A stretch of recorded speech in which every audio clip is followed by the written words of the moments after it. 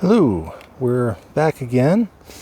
This time I thought we'd revisit that upside down fire lay with a more likely scenario.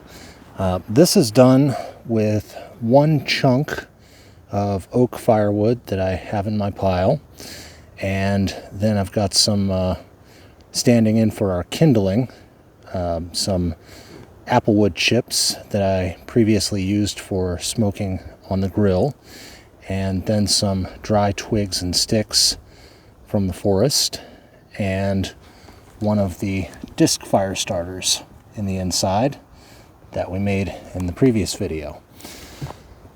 Now, this is to illustrate not only the largest layers on bottom, medium layers next, small layers next, and tinder and kindling up top method of building a fire, where you light the top and it tends to draw the smoke into the center and burn all of your fuel completely. Most importantly, that you don't have to tend. It self-feeds. It burns itself all the way down without needing much in the way of poking and shifting. So in this case, what I'm trying to illustrate is how much of a benefit there can be to cutting your pieces shorter, rather than full 16 to 18 inch traditional lengths of firewood or logs, whatever you may have at hand at the moment. Simply cutting them down to 6 to 8 inches at max really lets the wood combust much faster. And we're not talking about mass, we're talking about its ability to dry out and ignite evenly and with greater heat at a much faster rate than a traditional long log or chunk of wood. So let's give it a shot and let's see what happens here.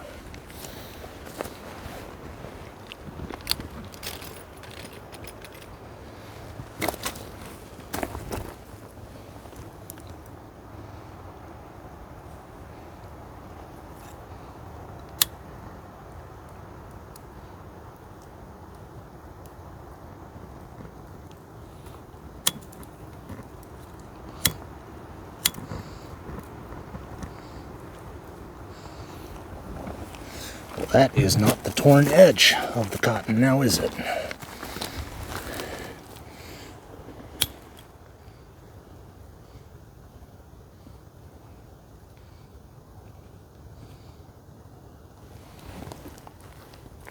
That is. Okay.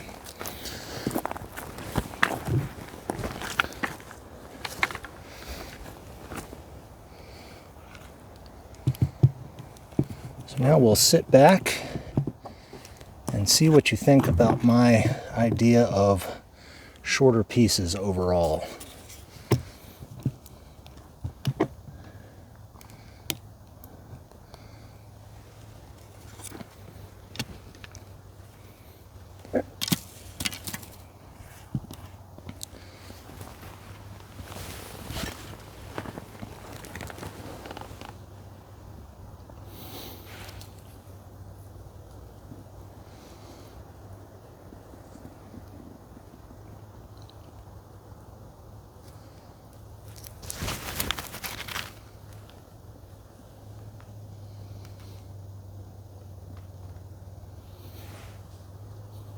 Those previously used grilling chips are applewood, which is what I tend to use when I make burgers for the family. My son refers to them as dad burgers, made by dad, not of dad. So they're exceptionally dry. I don't want to mislead anyone into thinking that this is poor quality wood, but the lower layers are rather wet. The top layers are quite dry, and that's actually what you would want when you're building an upside down fire. If you have any dry material at all to source, split it small and it goes on top.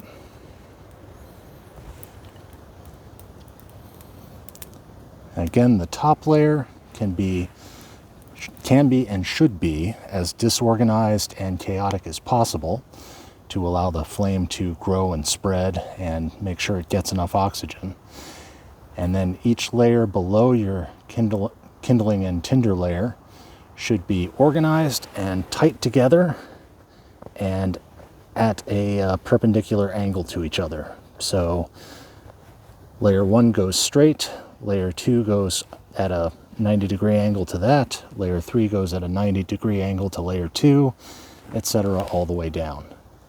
You can build these as high or as short as you want. I found that 3 layers is pretty much your minimum, excluding your tinder and kindling pile on top.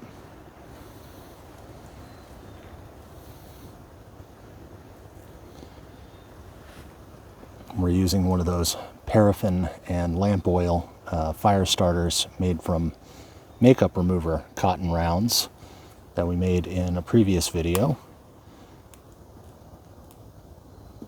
They certainly are easier to fit into smaller spots than the ones I had been making for a long time.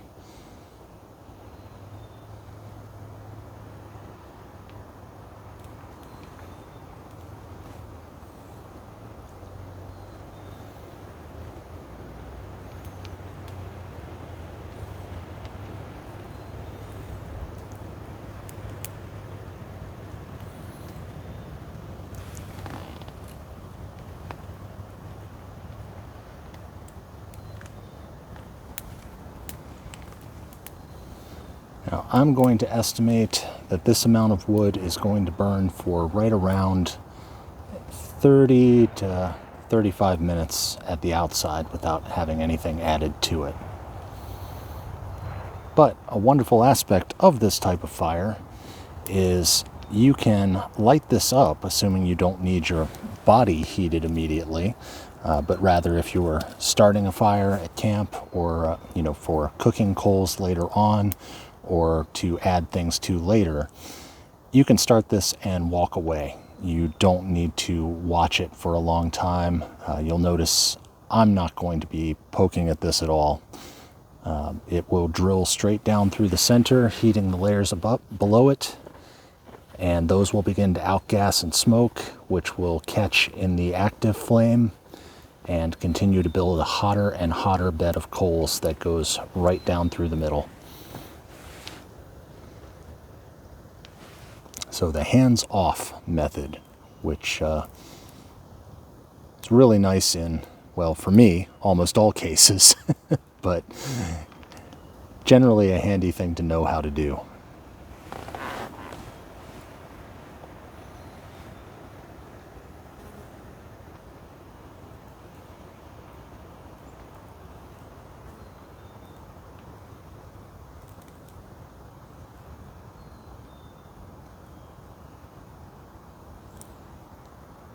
You'll notice how little smoke we have coming off of this fire. That's another benefit we discussed in the previous video. If you have people in your family or group that are particularly sensitive to wood smoke, or you'd just like to keep it down yourself, this is the build to use.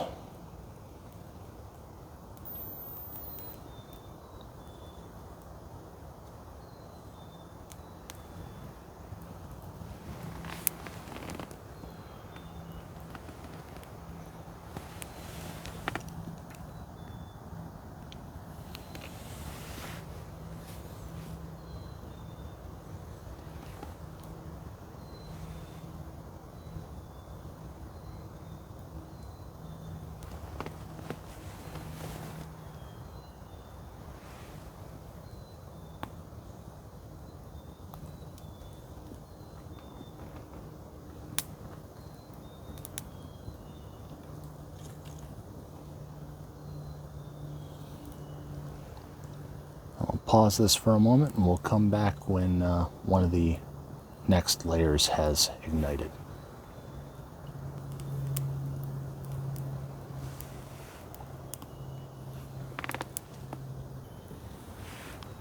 Okay, it's been about another 5 minutes. As you can see, we've got some outgassing happening from one of the next layers down. So if we can zoom in on that a little bit.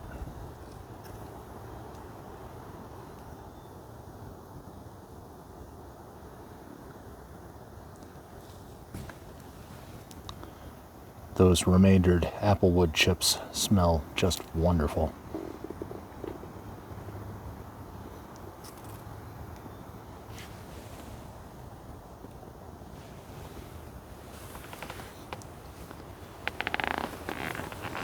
And as you can see, we have a nice little coal bed developed right up top. And that is heating and drying and igniting the layer below it.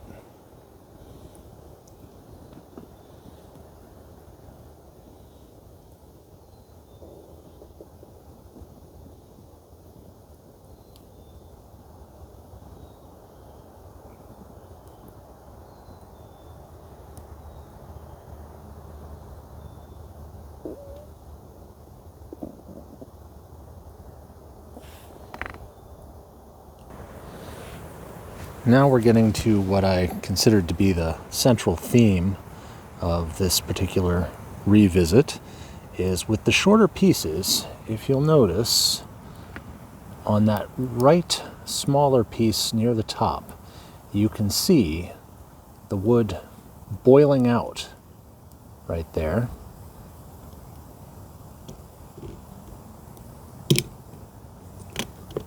But it's not dripping, it's not foaming, and it's not getting clogged up. It's already developed a nice char nearly to the outer end.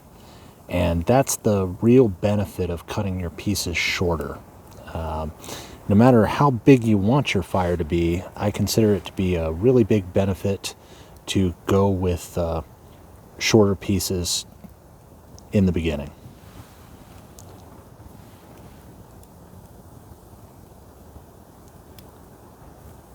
You can see we've developed a nice hot central core, and those shorter pieces are drying rapidly and charring all the way out to the ends instead of leaving 2 to 3 inches, 4 inches of unburned material that's just going to fall off and smolder.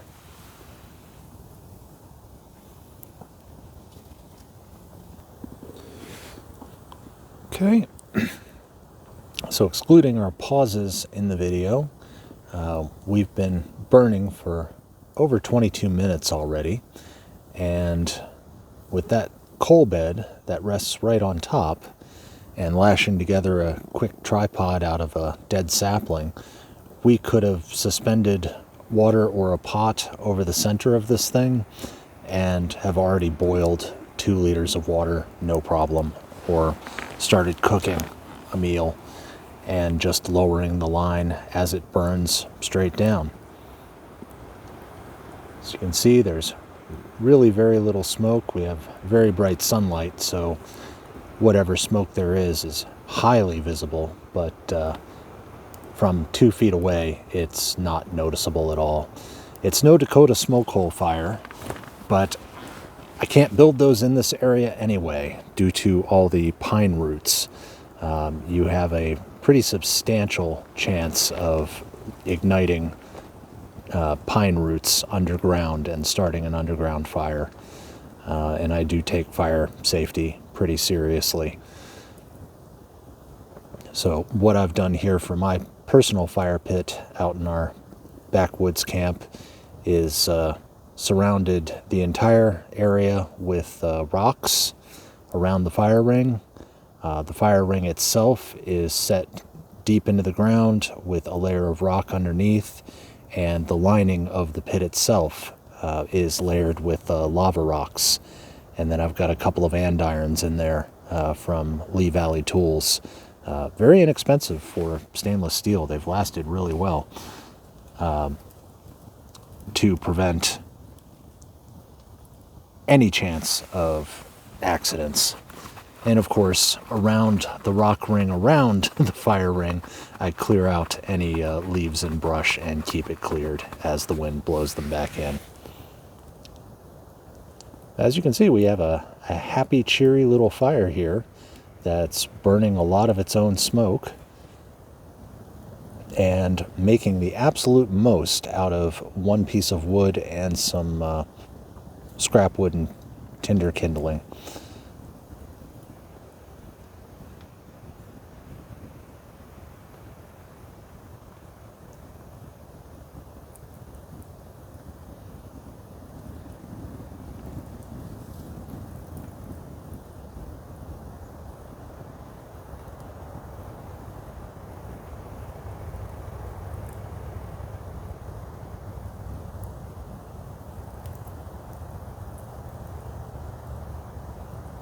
I'd like you to notice that those pieces that were sizzling and evaporating moisture out of the ends are now actively on fire all the way to the ends. They never got jammed up and burned through and fell off before we got some heat value and fuel out of them.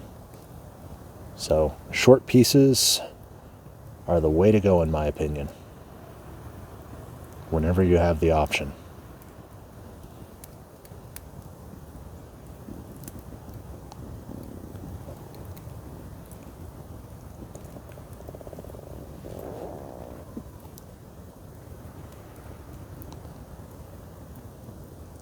Okay, we'll let this burn down a little bit further, and we'll come back and take a look at it when it's gone down another layer.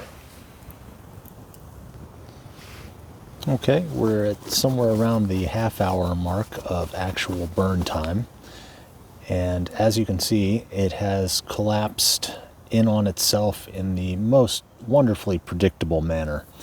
If you want a controlled, easy to predict campfire, the upside down fire method is a great one. You can see how little smoke we're still producing, even though we're down to the larger chunks of the fairly moist wood. It's not what I would describe as wet, but it's not what I would describe as dry either. It's medium to wet, and it's been drying out nice and efficiently and gradually. No hissing, smoking, popping.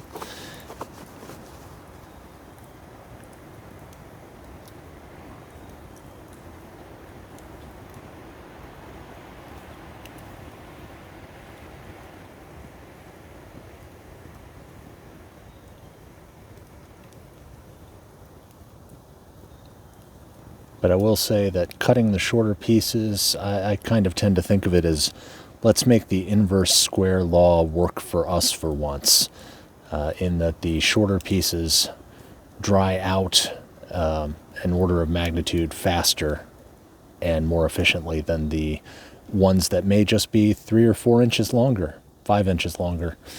Cutting them to 6 to 8 inches lets you create a very small campfire, a very efficient campfire that makes the most of a little bit of wood, and additionally burns a lot more completely than trying to use larger pieces.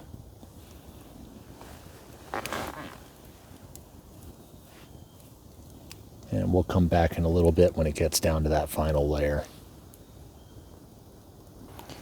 Okay, our bottom layer has caught, and now we're at somewhere around the 37-minute mark. This wood has lasted longer than I expected. But again, if you look at, we'll zoom in here, if you look at that bottom layer, you can see how the char action has reached almost to the end with these shorter pieces, and moisture is actively boiling out of the end of that piece, but not overly so. We don't have giant bubbles and pitch dripping down. Again, I believe those tubules in the wood aren't being jammed up with burned hydrocarbons and remain effective for transporting moisture when burned in this way. It's just a theory, but as you can see, we have a lovely controlled campfire that's going to burn with very little smoke for probably another 20 minutes of active flames, and then start dying down for another 15 minutes or so, and leave behind a large bed of very hot coals. And even as it dies down, we won't have smoldering smoke happening, because most of it will have been consumed. It will just transfer nicely to the coal phase. We'll come back in a little bit and take a look at what remains.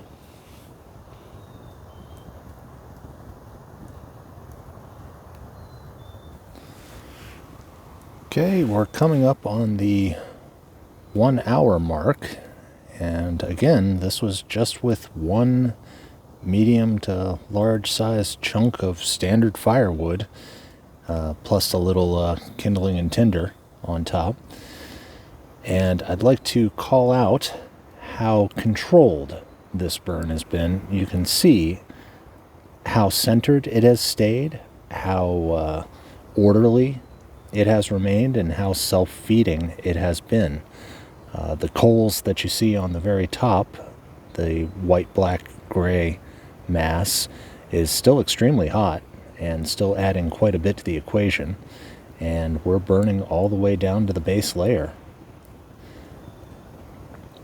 So, given the amount of time I have today, I think it's going to be a little too long to sit out here and watch it all the way to the full coal phase.